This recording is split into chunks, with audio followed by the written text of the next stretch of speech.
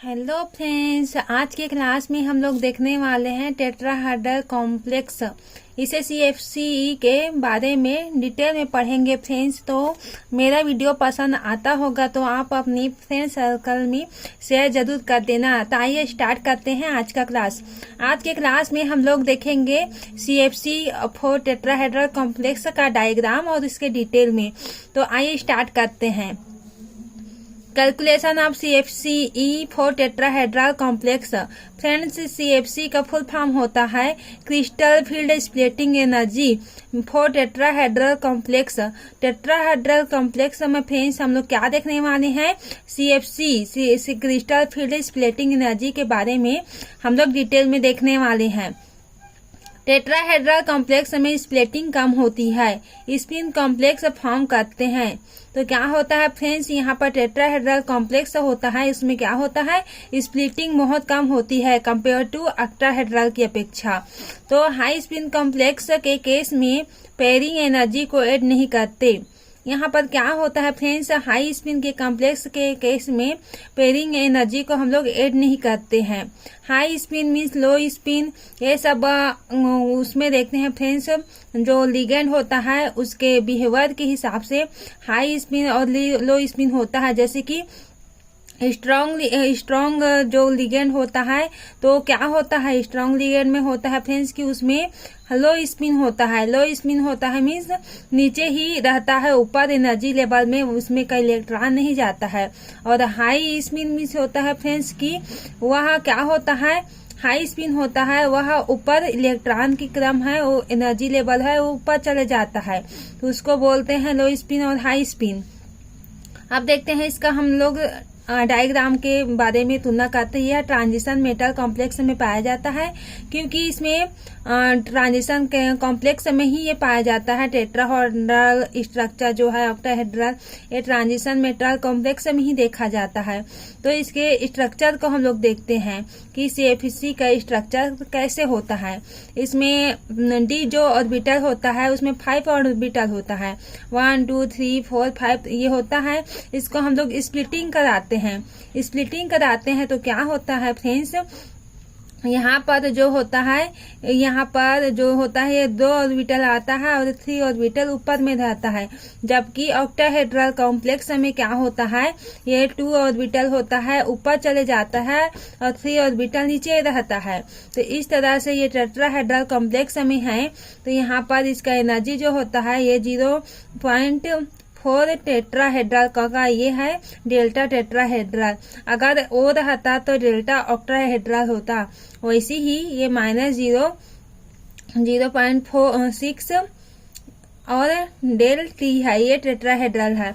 इसका जो एनर्जी का डिफरेंस होता है यहाँ पर से उसको टेट्राहेड्रल स्मॉल, इसमें डेल टी से इसको दर्शाते हैं। अब क्या होता है, हाई स्पिन कॉम्प्लेक्स के केस में पेयरिंग एनर्जी को ऐड नहीं करते। वही बताया फ्रेंड्स कि हाई एनर्जी स्पिन कॉम्प्लेक्स के केस में क्या होता है, जो पेयरिंग एनर्जी को होता है उसको ऐड नहीं किया जाता है। टेट्राहेड्रल होता है कंपेयर टू पेयरिंग, ये होता है इससे ये बड़ा होता है।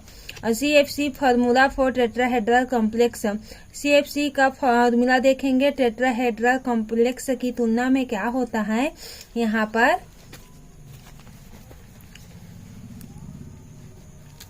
यहाँ पर होता है फ्रेंड्स, यहाँ पर होता है -0.6y प्लस 0.4x टेट्रा और डेल टी। यहाँ पर y क्या होता है, number of electron in E set, y होता है ई सेट होता है। जबकि जो x होता है वह T2 सेट होता है, number of electrons in T2 set. ये इसका फॉर्मूला होता है सीएफसी फॉर टेट्राहेड्रल कॉम्प्लेक्स का। सम एग्जाम्पल, अब एग्जाम्पल के आधार पर देखेंगे कि सीएफसी को कैसे हम लोग डिटरमाइन करते हैं। डी फॉर कॉम्प्लेक्स में देखेंगे कॉन्फ़िगरेशन क्या होता है, ई स्क्वायर T2 और T2 का स्क्वायर होता है। तो यहाँ पर क्या होता है, जो सीएफसी होता है इसमें क्या होता है, -0.6 गुणा 2 प्लस 0.4 इंटू 2 और ये है डेल्टा टी। तो इसको हम लोग कैसे जमाए हैं इसको देखते हैं। इसमें है डी जनरेट ऑर्बिटल, ये 5 ऑर्बिटल है, 5 ऑर्बिटल है, कॉन्फ़िगरेशन हम कितना लिए हैं, D4 इसके इलेक्ट्रॉनिक न्यास है तो D4 लिए हैं। तो इलेक्ट्रॉन को क्रमबद्ध से हम लोग फर्स्ट 1 इसमें कर देंगे, एक एक इलेक्ट्रॉन को कर देंगे। अगर 5 से अगर ज्यादा आता तो इसको हम लोग पेयरिंग करते। पहले हम लोग इलेक्ट्रॉन को एक एक ऑर्बिटल में एक एक डालते हैं, फिर उसके बाद में पेयरिंग करवाते हैं। तो यहाँ पर क्या होता है, डीजनरेट ऑर्बिटल होता है।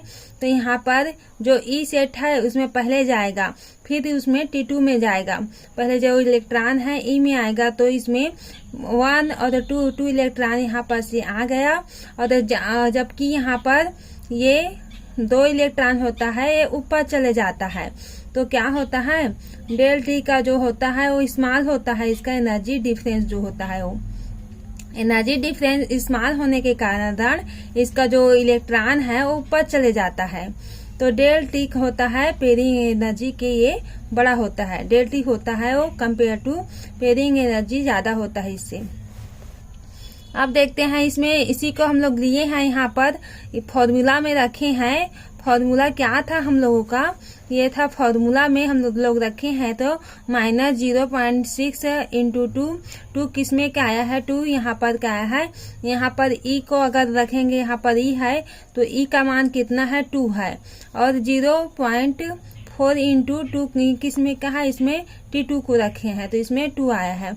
तो इसको इक्वल करेंगे तो 6 इंटू 2 तो होगा 12। तो इसमें ये पॉइंट है तो ये ले लेंगे, तो -1.2 आएगा और प्लस 4 दूनी 8, तो यहाँ पर 0.8, तो यहाँ पर डेल टी आएगा। तो यहाँ पर क्या होता है फ्रेंड्स, CFC का जो आ गया आंसर जो आता है CFC का टेट्राहेड्रल स्ट्रक्चर में, उसका फार्मूला के हिसाब से ये क्या होता है, इसका क्या होता है, इसका ये आंसर आ जाता है। और D5 का वैसी कॉम्प्लेक्स में हम लोग लेंगे तो D5 में क्या होता है, E के स्क्वायर T2 3।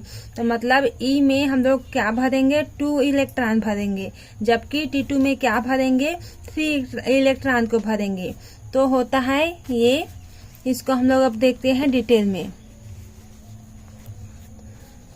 CFC में होता है फ्रेंड्स, यहाँ पर E रहता है तो E में 2 भरेंगे। यहाँ पर ये फॉर्मूला होता है, क्या होता है, CFC फॉर टेट्राहेड्रल कॉम्प्लेक्स का फॉर्मूला होता है।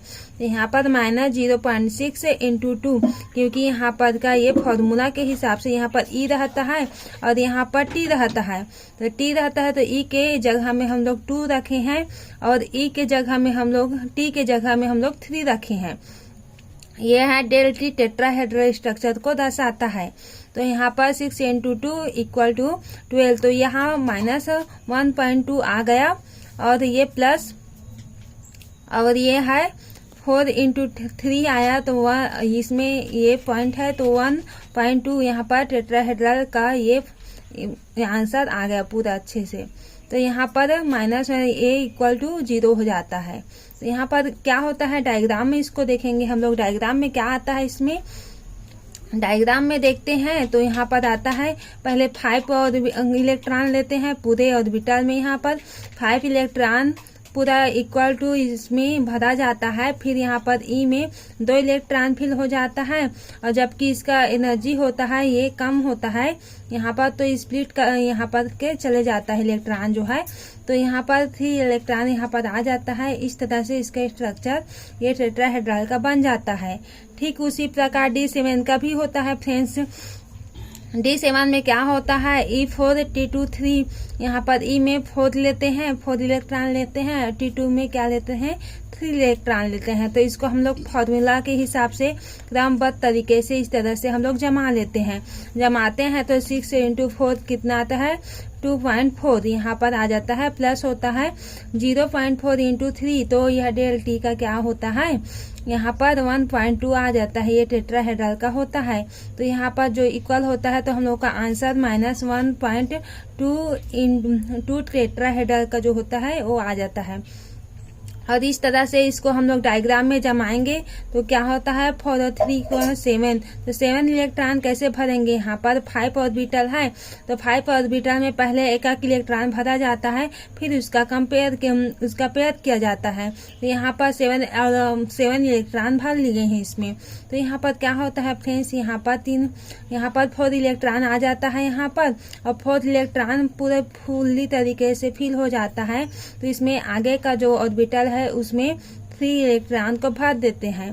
तो यहाँ पर का आ जाता है क्योंकि हाई स्पिन कॉम्प्लेक्स होता है।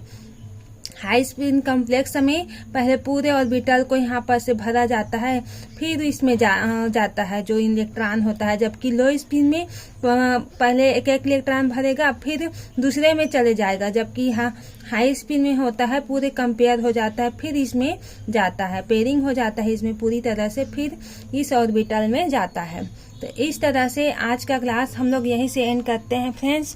मेरा वीडियो पसंद आया होगा तो अपने फ्रेंड सर्कल में शेयर जरूर करना, ताकि इसी तरह से मैं वीडियो बनाते रहूं और आप लोगों का हेल्प होते रहे। धन्यवाद।